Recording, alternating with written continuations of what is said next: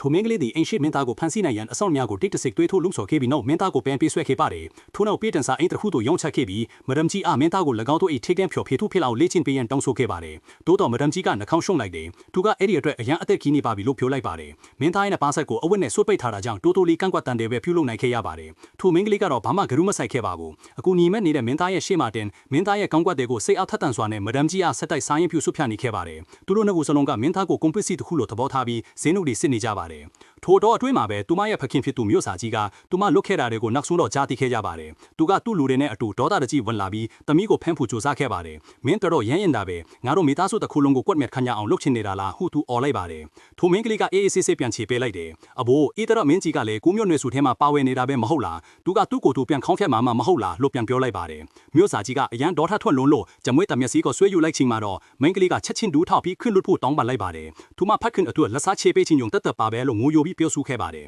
မျိုးစာကြီးကတပ်ပြင်းချပြီးနောက်အင်ရှစ်မင်းသားကိုမိမျိုးအောင်ပြုလို့ကပြန်ပို့ရန်အဆောက်များကိုအမိန့်ပေးခဲ့ပြီးဒီဆက်လန်းကိုပဲတို့ကမှမပြန်ခွားစေဖို့တင်းတင်းကျပ်ကျပ်တားမြစ်ခဲ့ပါတယ်ထို့အချိန်မှာပဲမင်းကလေးကတက်ကဲလူဆိုးတဲ့ရောက်ခိချင်းရင်တော့ဖခင်ရအာနာကိုအရင်ဆုံးတိမ့်ပတ်ရမယ်ဆိုတာကိုသဘောပေါက်လိုက်ပါတယ်ထိုညမှာသူမဒီအိမ်သူအိမ်သားအားလုံးကိုစုယုံပြီးသူတို့အားလုံးသူမပဲပါလာအောင်စီစဉ်ခဲ့ပါတယ်ဒါပေမဲ့သူမစကားမဆုံးခင်မှာပဲမျိုးစာကြီးကသူမကိုထပ်ပြီးမိသွားခဲ့ပါတယ်အစေခံများကကြောက်လက်နေတော့ငတ်များလို့ပြေးထွက်သွားကြပြီးမင်းကလေးကချက်ချင်းပဲနီးပြူဟာဖျန်းလိုက်ပါတယ်သူမဒီတနာစရာကောင်းအောင်ဟန်ဆောင်ပြီးကစားဖော်တရုပ်လိုချင်ယုံတတ်သွားပဲလို့ပြောလိုက်ပါတယ်မျိုးစာကြီးရဲ့ဒေါသကချက်ချင်းအေးပြောသွားခဲ့ပြီးအစားထိုးအနေနဲ့သူမကိုနူးညံ့စွာချောင်းမောက်ဖြိုးဆို့နေမိပါတော့တယ်